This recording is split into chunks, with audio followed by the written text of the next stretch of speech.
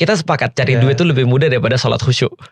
Kita sepakat kan? Maksudnya gini, kalau cari duit kita bisa lihat duitnya di mana, kita bisa tahu gimana caranya. Kalau nggak bisa ini kita coba dengan cara ini. Orang udah banyak yang berhasil gitu kan ya. Tapi kalau sholat khusyuk gimana cara nyarinya? Kan sulit kan. Nah kalau misalnya dunia jadi yang kelihatannya lu nggak mampu, lu jangan ngomong akhirat deh.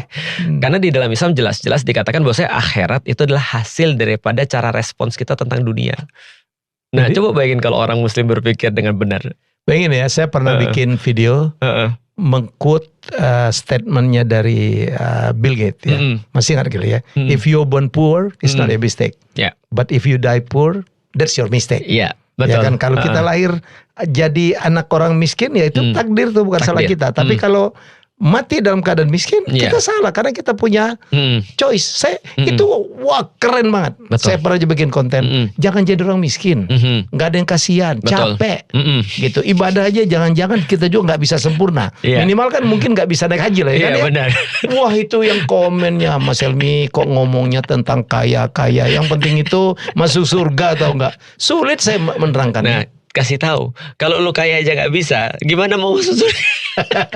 kecuali kalau dia kayak Rasul. Rasul tuh miskin by choice, bukan miskin gak choice ya. Maka aku bilang gini ya, aku juga bilang bahwa saya memang di dalam Islam tidak perlu kaya, tapi kamu harus tahu bahwa saya Rasulullah miskin by choice. Artinya dia bisa jadi kaya, dia punya uang banyak, cuma dia kasih pada orang lain, maka dia mati sebagai orang miskin. Aku nggak ada masalah kalau kamu miskin by choice, tapi jangan sampai kamu miskin gak ada choice. Karena aku pikir gini ya, sesederhana gini misalnya, kalau kita berbicara tentang Islam ya, Islam tuh banyak banget dijadikan coping method, alasan. Padahal sebenarnya dia bisa untuk melawan seperti itu. Artinya contoh gini ya, kalau andai kan misalnya tidak ada sahabat-sahabat yang mikir untuk jadi kaya, maka siapa yang biayai perang Tabuk? Siapa yang biayai perang Mu'tah? Siapa yang biayai perang-perang Rasul yang sangat banyak itu gitu kan ya, yang costly? Siapa yang ngurusin orang-orang dan seterusnya? Itu perlu orang kaya.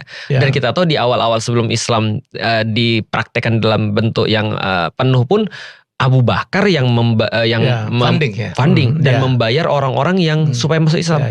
Dia invest pada Bilal berapa ratus juta tuh, atau berapa miliar dia investnya, gitu kan? Nilai sekarang. Nah, artinya tetap aja adalah menurutku sih ya, benar tadi kalau kata Bill Gates, kalau kamu lahir miskin itu adalah takdir karena kamu nggak bisa milih. Tapi masa sih kamu mati juga miskin gitu kan ya? Nah, tapi kalau misalnya nggak apa-apa aku mati miskin, yang penting aku bisa masuk surga. Oke, sekarang aku mau nanya nih.